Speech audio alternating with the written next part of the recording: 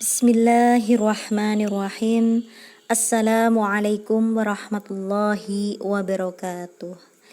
Apa kabar anak-anakku soleh-solehah?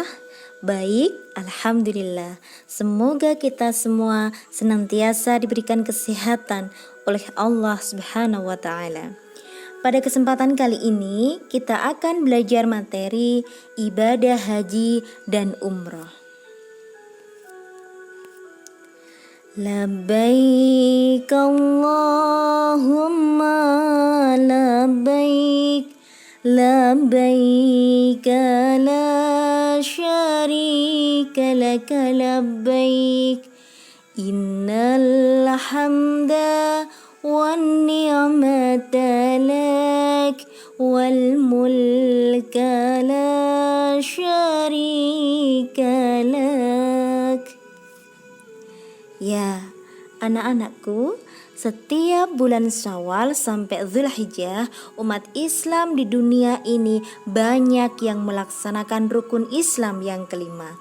Apa itu? Yaitu menunaikan ibadah haji. Menunaikan ibadah haji memiliki makna bahwa kegiatan yang dilakukan oleh para jamaah haji merupakan napak tilas dari sejarah masa lalu yang pernah dilakukan oleh keluarga Nabi Ibrahim alaihissalam sebagai simbol perjalanan hidup manusia sampai di alam akhirat. Nah, anak-anak solih dan solihah, secara bahasa haji berasal dari kata haja yang artinya menyengaja sesuatu. Sedangkan secara istilah ialah sengaja mengunjungi Baitullah untuk melakukan beberapa amal ibadah dengan syarat-syarat yang telah ditentukan. Allah Subhanahu wa Ta'ala berfirman dalam Al-Quran surah Ali Imran ayat 97. A'udzu billahi minasyaitonir rajim. Bismillahirrahmanirrahim. Fihi ayatum bayyinatum maqamu Ibrahim wa man dakhalahu kana amina. Walillahi 'alan nasi hajjul baiti man istata'a ilaihi sabila. Wa man kafara fa innallaha ghaniyyun 'anil 'alamin. Yang artinya, padanya terdapat tanda-tanda yang nyata, di antaranya makom Ibrahim. Barang siapa memasukinya, Baitullah itu menjadi amanlah dia. Mengerjakan haji adalah kewajiban manusia terhadap Allah, yaitu bagi orang yang sanggup mengadakan perjalanan ke Baitullah. Barang siapa mengingkari kewajiban haji, maka sesungguhnya Allah Maha Kaya, tidak memerlukan sesuatu dari semesta alam. Quran Surah Ali Imran ayat 97. Berdasarkan ayat tersebut sudah jelas bahwa perintah melaksanakan haji adalah wajib bagi yang mampu dan sekali dalam seumur hidup. Teman-teman, tata cara melaksanakan haji dan umroh ada 3. Yang pertama ialah ifrad, yaitu mengerjakan haji dahulu, setelah itu baru mengerjakan umroh. Kemudian yang kedua tamattu, yaitu mengerjakan umroh dahulu, sesudah itu baru mengerjakan haji. Yang ketiga kiron, yaitu mengerjakan haji dan umroh secara bersama-sama. Nah, itu tadi tata cara melaksanakan ibadah haji.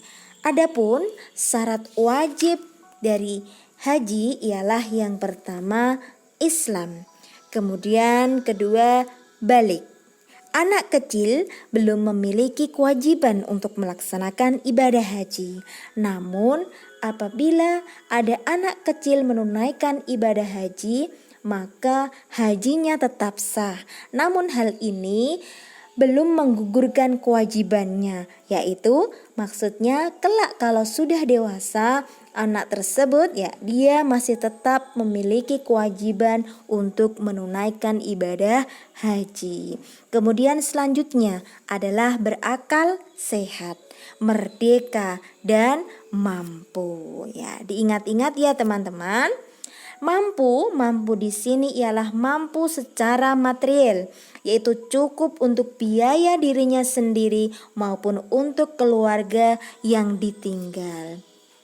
Mampu secara fisik, yaitu sehat selama melaksanakan ibadah haji. Kemudian tersedianya transportasi yang tentunya aman.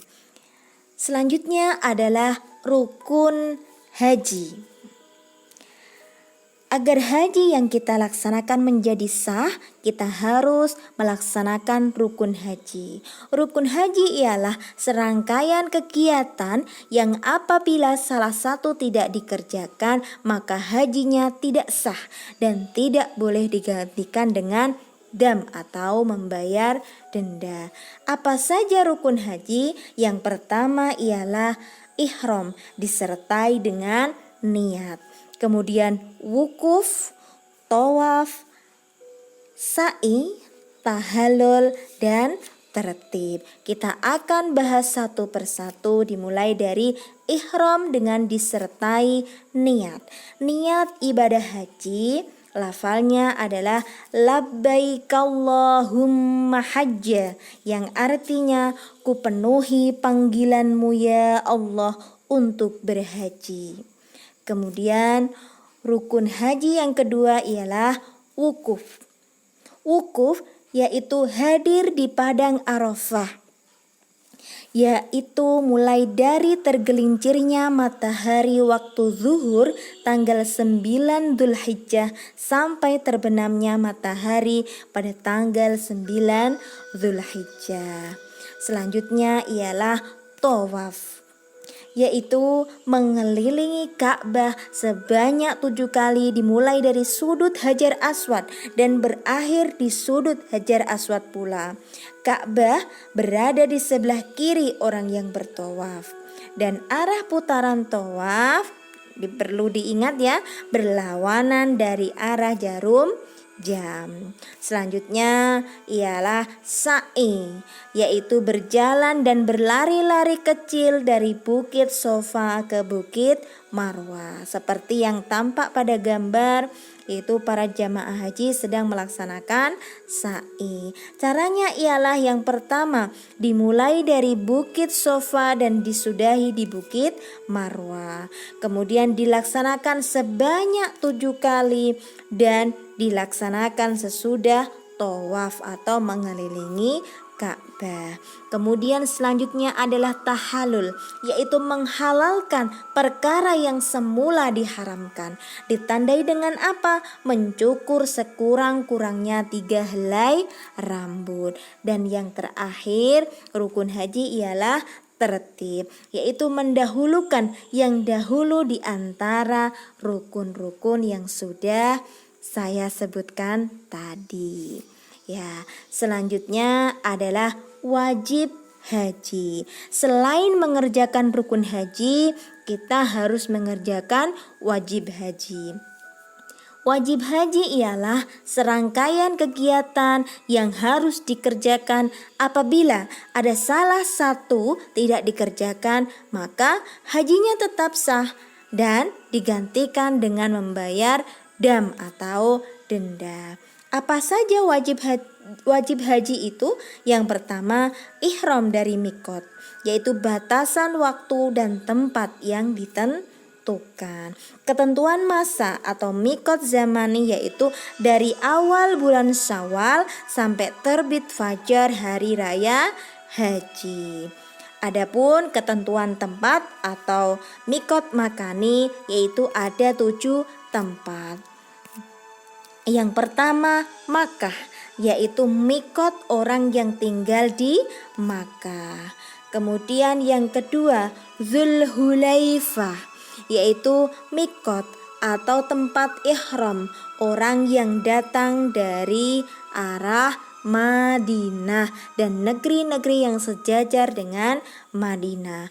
Kemudian yang ketiga Juhfah, yaitu mikot atau tempat ihram orang yang datang dari arah Syam, Mesir, Maghribi dan negeri yang sejajar dengan negeri tersebut. Yang keempat adalah Yalamlam, yaitu mikot atau tempat ihram orang yang datang dari arah Yaman, India, Indonesia, dan negeri yang datang dari arah tersebut.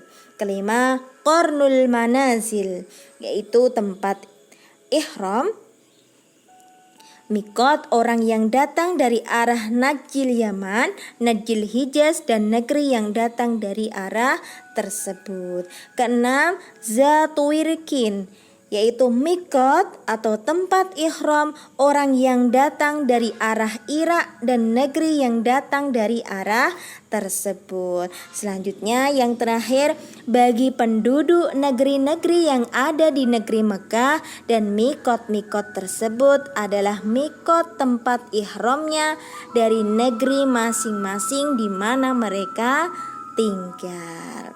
Selanjutnya, wajib haji yang kedua ialah bermalam di Muzdalifah.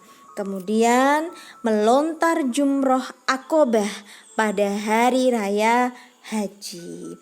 Melontar jumroh itu ada 3, yaitu jumroh ula, wusto, dan Aqobah yang dilaksanakan pada tanggal 11, 12, 13 bulan haji. Selanjutnya wajib haji yang kelima ialah bermalam di Mina. Kemudian tawaf wada. Apa itu tawaf wada, teman-teman?